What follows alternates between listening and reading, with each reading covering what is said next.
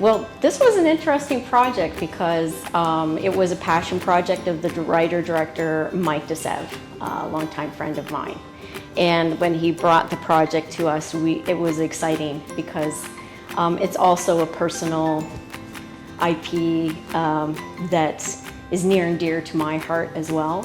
And so I saw the potential for it to be such a wonderful project. And he had some really good ideas around Winnie the Pooh and having, Beyond the Pooh Corner, taking it back to its original roots. And so, yeah, it just seemed like something that was a perfect mix for both of us.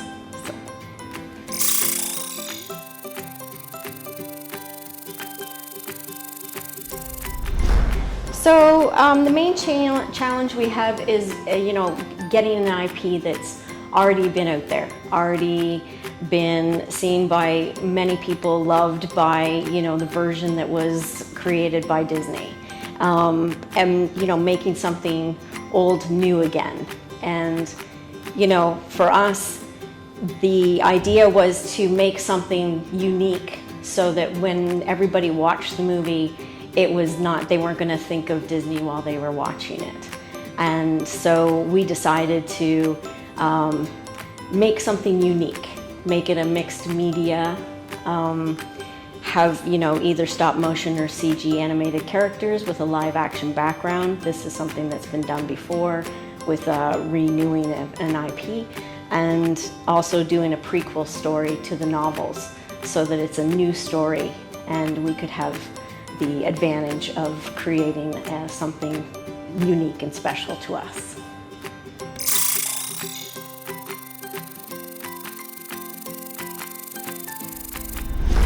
So we decided to, really sit down and look at the novels and take it back to the original version, ignoring everything that has been created already around the IP itself, and thinking of it from the point of view of the author, why he wrote the books. We went and looked at the toys that inspired him, and the forest, what inspired him to even write the books in the first place, his son, and the whole reason behind its creation. And so, when we reread the books, everyone was saying, Winnie the Pooh spent all of his time creating these fantastic, his obsession with honey. He created all these wonderful ways of getting honey, and he's fun and unique. And that's what we wanted to do, was create that bear again, the bear that we all loved as kids. So we took it back to its original roots, and we're concentrating on that.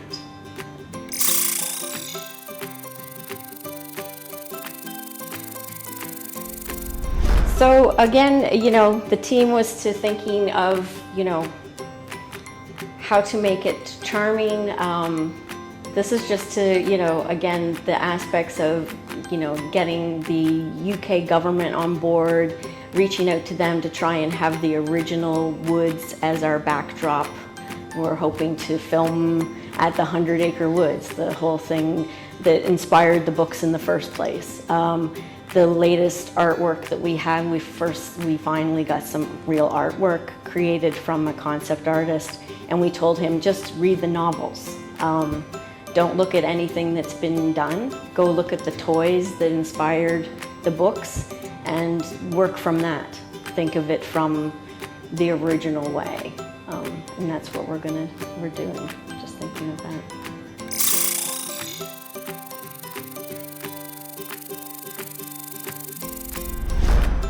Well, because it made me realize that there is a lot of things out there that can be revamped. There's a lot of projects that may come up that can be reworked. We've seen some of them in the past, like Smurfs and, Paddington and stuff like that. They've done really well.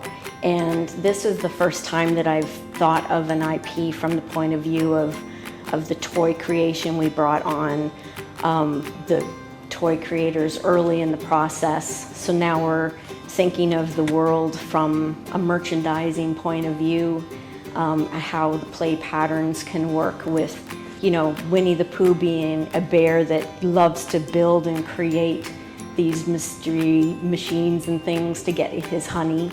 So, you know, it's something that you can see your kids getting toys specifically for this as well. So that's something that I never played with a lot in my prior projects. So it's actually a neat concept to have an IP that is new and revisiting it. So.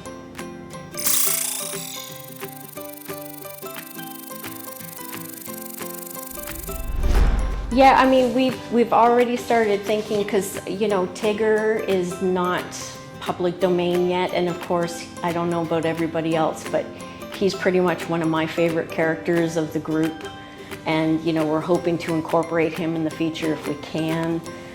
So if not, we're already thinking, yeah, we want to do a TV spin-off of the feature film. You know, we're already planning of doing things with the IP further than what we are doing now. And also, we are looking to do more IPs that are similar to this, because I'm sure ones are going to be popping up that are, you know, fun, family friendly, and things that are interesting in this kind of aspect. So, yeah.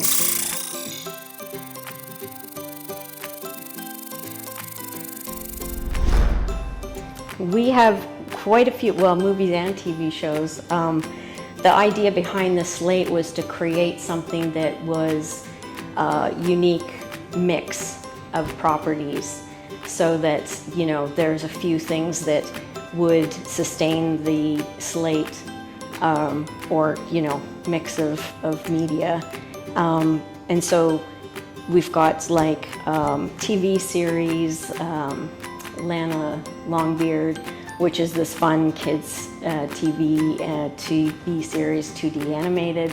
It's already got its distribution in place throughout Europe. They just needed us to help them with that little tiny bit of gap funding at the end. It's already started its production, so that'll be one of the first projects to come off of the assembly line, if you want to call it that. And, you know, we're guaranteed a return on our investment with that project, because it's already gotten its distribution in place, it's already started production. We actually are talking to the animation studio that is creating that project to do This Whole World, which is our 2D animation project. So when Lana finishes, they would basically roll onto our project, so you can kind of see how the timeline works with that, with the 2D animation series. This Whole World is it's based on an iconic catalog of music, and again, 2D animated, fun, family-friendly TV series. We got the rights to Brian Wilson's music, and I have a music producer he's a Rock and Roll Hall of Fame music artist that wants to come on and rework the music and give it a new urban feel. Because the new generation of kids will get to hear Brian Wilson's music from a more modern sound. At the same time, that's in production. We've got, you know, the Winnie the Pooh in production, which, you know, TV animation takes a year to produce. Animation feature takes 3 years to produce. So, you know, everything's kind of in line. So the two, it's difficult to kind of just explain, but, you know, you have certain projects finishing while others are still continuing production. And then we've got two live action features. One is a dark family comedy called Sunday Dinner, and we have a rom-com which is called Boy Band Christmas. If anybody likes boy bands, which everybody likes boy bands of some sort. You know, it'll sell well, and of course it's a rom-com, and, you know, it's got a good market, and those are film takes a couple of months to film them and 3 months to do post-production, so they're a short time period to produce. So we'll see returns on those quite quickly.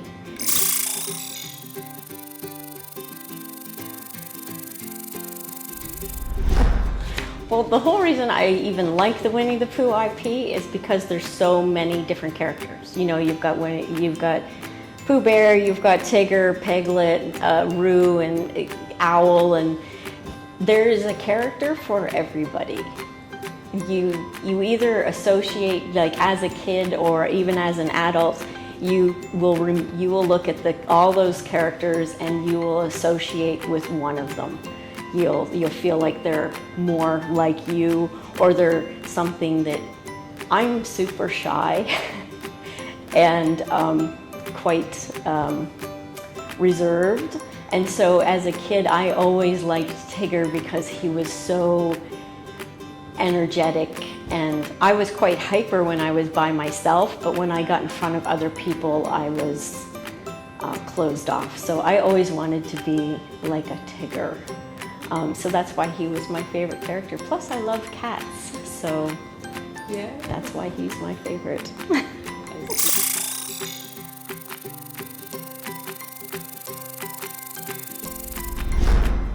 That was better than I expected. Because they're going to go in there thinking this is not as good as what we remember from Disney or any other way that it's been made. And I want them to leave the theater and go, that was so much better than I thought it was going to be. Or, you know, I love that film.